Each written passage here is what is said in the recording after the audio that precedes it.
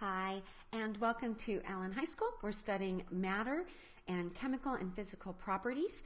So let's do a summary of our mixtures. We've talked about three broad categories of mixtures.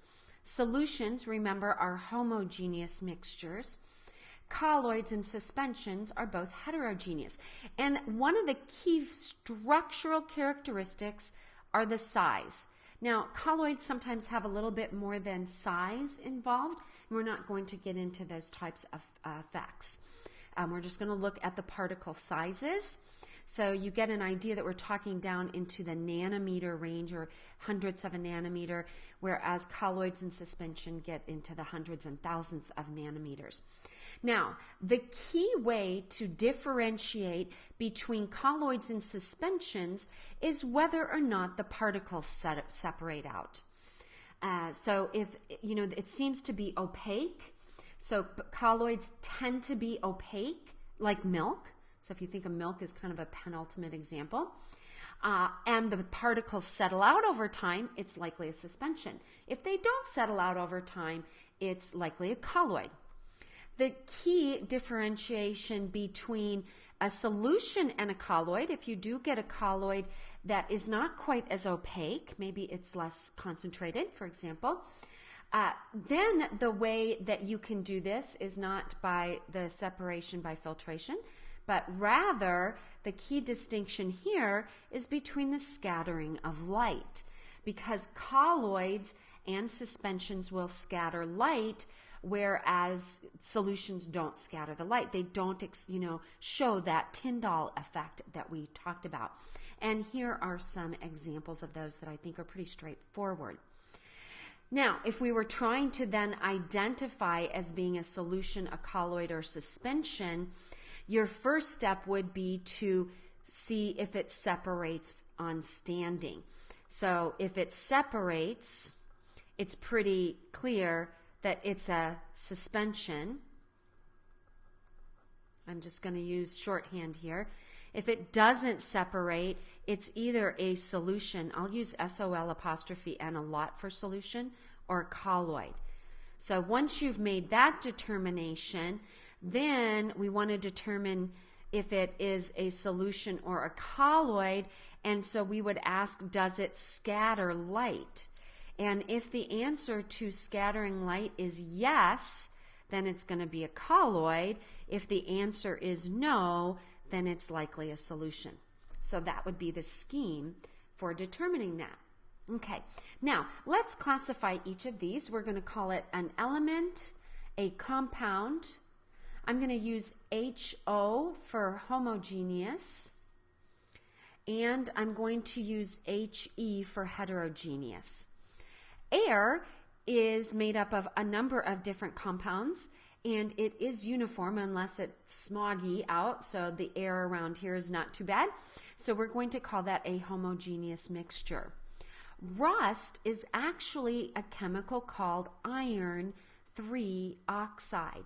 Now, here's a key indicator of whether or not you have a pure substance.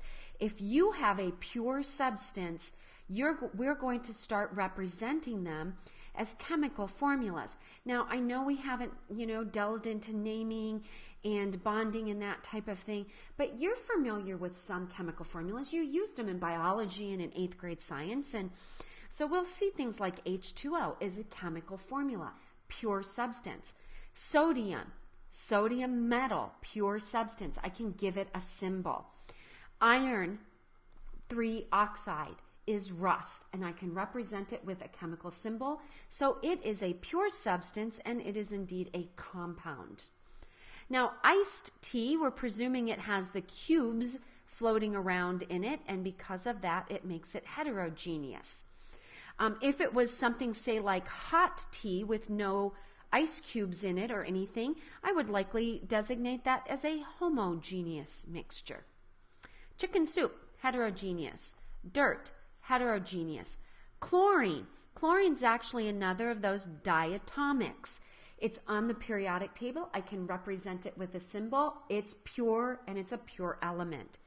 Hopefully you remember from biology, C12 H22O11. It's actually a structure for probably a number of disaccharides, but that is a sugar. And since I can represent it with a chemical formula, sugar is a pure chemical. It has more than one element. It's a compound.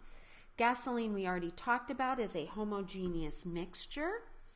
Now, with water, checking the time here, with water, we really should make some distinctions of whether we're talking about pure water or tap water. Pure water is H2O and it's a compound. Tap water, on the other hand, is a hopefully it's homogeneous mixture. You've got a pretty bad tap in your house. Okay, it should be a homogeneous mixture if it's coming out of the tap. Hydrogen, we saw as H2. We're going to call that an element. Ketchup separates on standing. It's heterogeneous. Granite rock is heterogeneous. Let's assume that we're getting some fiber in our diet and our orange juice has pulp. Heterogeneous. Sodium chloride we'll see is table salt.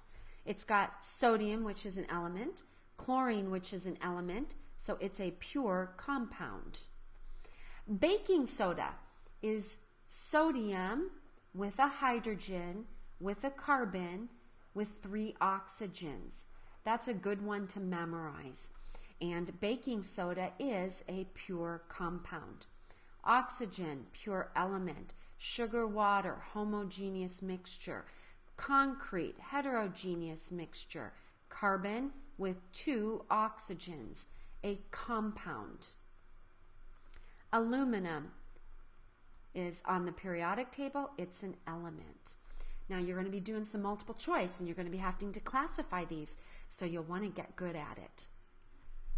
Okay, so I'm going to wait till our next video to change the topic slightly. So until then, this is signing off.